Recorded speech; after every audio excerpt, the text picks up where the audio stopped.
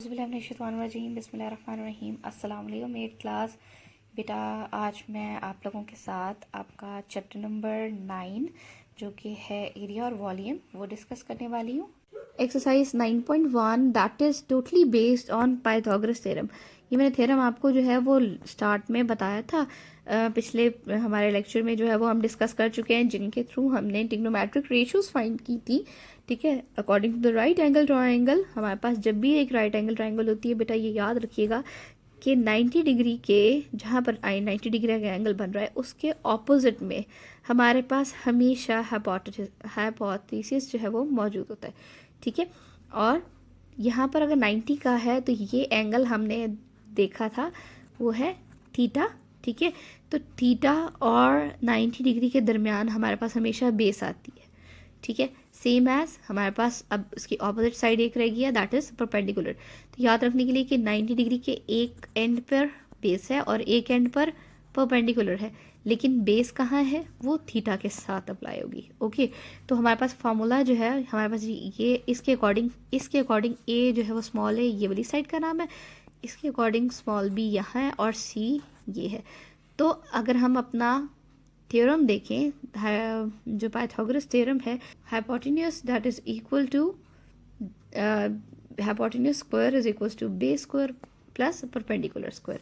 ये आपके पास Pythagoras theorem है। ठीक है, तो सेम एज साइड्स नेम अगर हम लिखें तो C square is equal to A square plus B square. ठीक है, ये आपके पास आ गया। और एक और चीज़ है, अगर हम साइड्स लेना चाहें, साइड्स कैसे पता है कि हमारे पास जो हाइपोटेन्यूज है वो ए और बी के अंडर आता है, तो हम यहाँ पर सी जो है वो क्या होगा ए और B square that is equals to A जो है वो B C square plus A C square. Right, exercise 9.1 का पहला क्वेश्चन जो है वो हमारे पास ये है कि we have to find out the unknown side. ठीक है, मैं आपको क्वेश्चन यहाँ पर करके ओके फ्रॉम योर एक्सरसाइज 9.1। ठीक है, आपके रिड्यूस सिलेबस में क्वेश्चन नंबर 1, 2, 4, 5, 6 ये इंक्लूड है। ठीक है, हमने यहाँ पर जो है वो लिखेंगे कि we are applying Pythagoras theorem. ठीक है,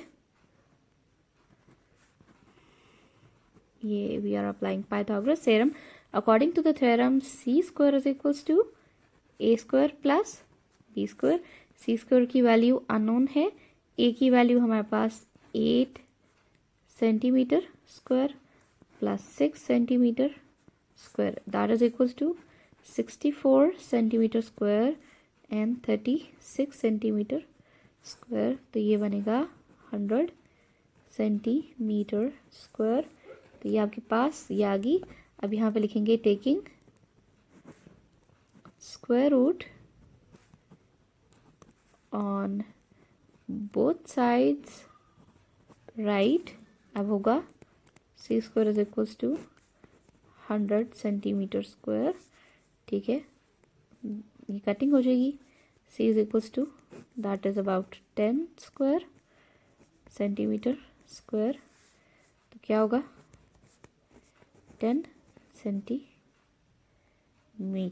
राइट, ये क्योंकि ये कटिंग हो जाती है ना आपकी स्क्वायर रूट के साथ। तो आपके पास सी की वैल्यू जो अननोन साइड फाइंड करनी थी दैट इज 10 सेंटीमीटर। राइट, सारे क्वेश्चंस जो हैं ये आपकी बुक में जो क्वेश्चंस दिए हैं, ठीक है, इन सब में इसी तरह से हम जो है वो अप्लाई करेंगे। मैं आपको क्वेश्चन नंबर 2 करके भी यहाँ पर दिखा देती हूँ ताकि आपको इसका पार्ट नंबर 2 जो है वो समझ आए। स्क्वायर रूट अगर होगा तो उसको कैसे सॉल्व करेंगे। ठीक है, मैं आपको बता रही हूँ part 2 A is 4 centimeter, C is square root of 32 centimeter and B is equals to find out. Right, formula again यहाँ पर आप लिखेंगे पाइथागोरस थ्योरम, मैं नहीं लिख रही, आप लोग लिख लिएगा। C square is equals to A square plus B square. C की value that is 32 whole square. Right, आप उसको ऐसे लिखेंगे। ए की value 4 square is equals plus B की वैल्यू अननोन है। ठीक है, ये स्क्वायर रूट के साथ कटिंग हो जाएगी, 32 16 plus B square, 32 minus 16, right, क्योंकि हम यहाँ प्लस है माइनस हो जाएगा, plus sorry equals to B square, तो क्या हो जाएगा, इन दोनों को माइनस किया, अगेन 16 बी स्क्वायर, ठीक है। आप वही लिखेंगे taking square root on both sides, right, square root of 16 B square, 4 का स्क्वायर होता है, और ठीक है, अब क्या होगा, b इज 4 सेंटीमीटर। समझ आया? That is very simple. आपने फॉर्मूला जो है वो अप्लाई करना है। अगर आपके पास इस साइड पे अननोन वैल्यू है तो आप दूसरी साइड पे c के साथ लेके जाएंगे तो उसको माइनस करेंगे, जस्ट हमने ये याद रखना है। दैट इज़ क्वेश्चन नंबर 2, ठीक है। क्वेश्चन नंबर 2 में हमारे पास क्या है कि हमने यहाँ पे उन्होंने दिया है, आपकी बुक में देखें ये लिखा हुआ है कि आपने पाइथागोरस थ्योरम के अकॉर्डिंग जो है वो फाइंड करना है, ठीक है। अगर हम यहाँ पर पाइथागोरस थ्योरम देखें तो हमारे पास ये दिया हुआ है, आप इसको हाइपोटेन्यूज स्क्वायर, मैंने आपको बताया था 90 के ऑपोजिट हाइपोटेन्यूज, ये परपेंडिकुलर है और ये थीटा का एंगल होगा क्योंकि ये यहाँ पर ये नॉन थीटा होगा, ठीक है। तो इसके अकॉर्डिंग हमारे पास ये बेस होगी। तो अगर आप हम फॉर्मूला जो है वो ये अप्लाई करना चाहते हैं कि hypotenuse square is equals to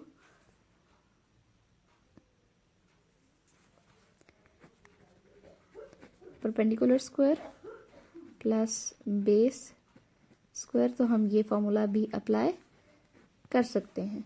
इन सारों में आप ये अप्लाई कर लीजिएगा ताकि आपको फाइंड करना मसला ना हो। हाइपोटेन्यूज इज x, ठीक है, तो आप यार X square is equals to perpendicular की वैल्यू 3 है, ठीक है, एंड 4 है, ठीक है। हो नहीं सकता कि हमने दो values at a time find करनी हो ना, तो ये आपके पास 4 स्क्वायर है, ठीक है। तो आपके पास क्या है, 3 9 प्लस 4 4 16, तो X square is equals to 25। यहाँ पर सेम आपने जैसे पिछले क्वेश्चन में किया था, taking square root on both sides, square root of X square 25 X equals to 25, 5 का स्क्वायर होता है, कटिंग होगी तो x की वैल्यू इज 5। यहाँ पर कोई यूनिट कोई सेंटीमीटर मीटर नहीं दिया तो हम 5 लिखेंगे, that is your answer, right. तो ये सारे क्वेश्चंस जो हैं, ये सारे क्वेश्चन आप इसी तरह से hypotenuse square is equals to base, ठीक है, ये बेस होगी और परपेंडिकुलर, ठीक है, आप इसके अकॉर्डिंग जो है वो फाइंड कर सकते हैं, मसला नहीं होगा, राइट। ये क्वेश्चन नंबर 4, क्वेश्चन नंबर 3 जो है वो सिलेबस में इंक्लूड नहीं है। क्वेश्चन नंबर 4 की बात करें तो उसमें उन्होंने कहा है कि आपके पास राइट आइसोसेलेस ट्रायंगल है, ठीक है। राइट आइसोसेलेस का मतलब होता है कि वो ट्रायंगल जो राइट एंगल भी है और उसकी दो साइड्स जो हैं वो इक्वल हैं, ठीक है। Right isosceles triangle 10 centimetre long है, whereas you have to find the length of the side opposite a right angle, that is very important, length of side opposite to the right angle। यानी कि अगर मैं इसकी diagram यहाँ पे draw करूँ,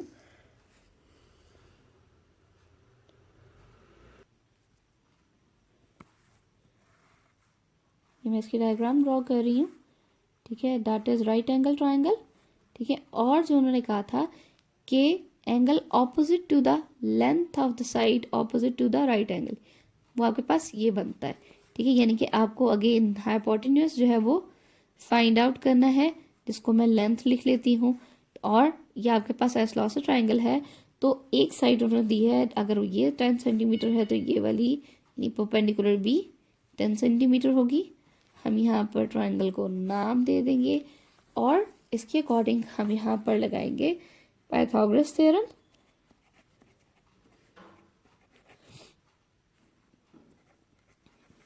Pythagoras theorem लगाया तो आपके पास क्या है कि hypotenuse square is equals to base square plus perpendicular square. ठीक है, तो हाइपोटेन्यूस अगर मैं इसको लेंथ कंसिडर करूं, let hypotenuse is equals to length. ठीक है, तो क्या होगा, length square is equals to base is 10 centimetre and perpendicular is again 10 centimeter, length square 10 centimeter, 10 10 100 plus 100 centimeter square, तो length square is equals to 200 centimeter square। ठीक है, अब यहाँ पर हम वही लिखेंगे, taking square root on both sides, right.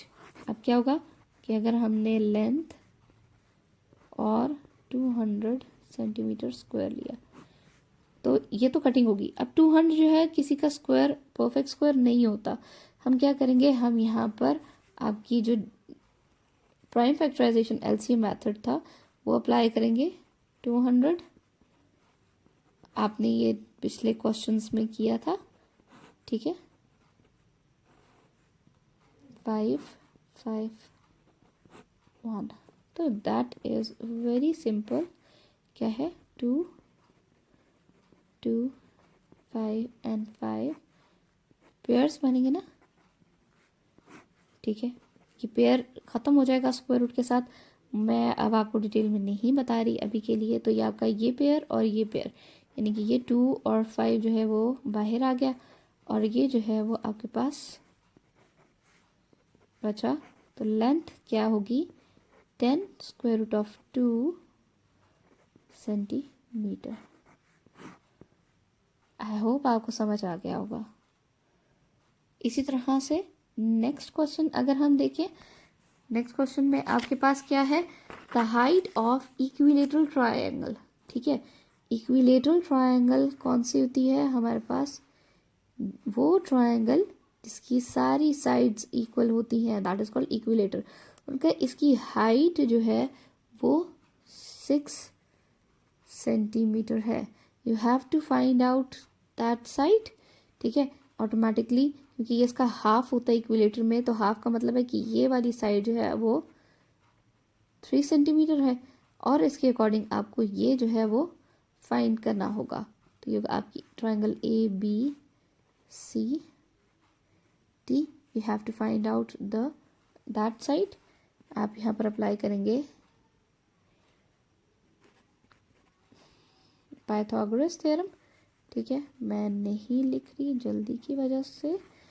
तो वहाँ पर होगा hypotenuse square is equals to perpendicular square plus base square. Base और परपेंडिकुलर प्लस में आगे पीछे हो सकता है, या आपको ये साइड की लेंथ फाइंड करनी थी अगेन, तो आप यहाँ पर उसको length, let hypotenuse is equals to length, तो क्या हो जाएगा एल और L. L square perpendicular value आपके पास 6 सेंटीमीटर और 3 सेंटीमीटर। ठीक है,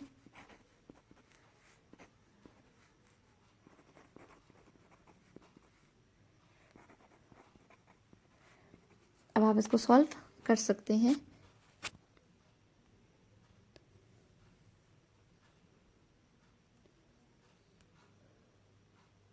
ठीक है, अब हम क्वेश्चन नंबर 6 की तरफ चलते हैं। क्वेश्चन नंबर 6 जो है वो आपके पास ये है कि अ ladder is put against the wall. ठीक है, एक सीढ़ी जो है वो वॉल के साथ लगाई हुई है, दीवार के साथ। हाइट इज 12 सेंटीमीटर, यानी कि अगर मैं यहाँ पर बात करूँ कि ये आपके पास ये दीवार है, ठीक है, ये वॉल है और ये लैडर है। लैडर को हम ऐसे ही लगाते हैं ना। ठीक है, ये लैडर है और ये जो है वो अर्थ है, ज़मीन के साथ। ठीक, यहाँ उन्होंने कहा है कि ladder put against the wall, तो वॉल की लेंथ जो है वो 12 मीटर है।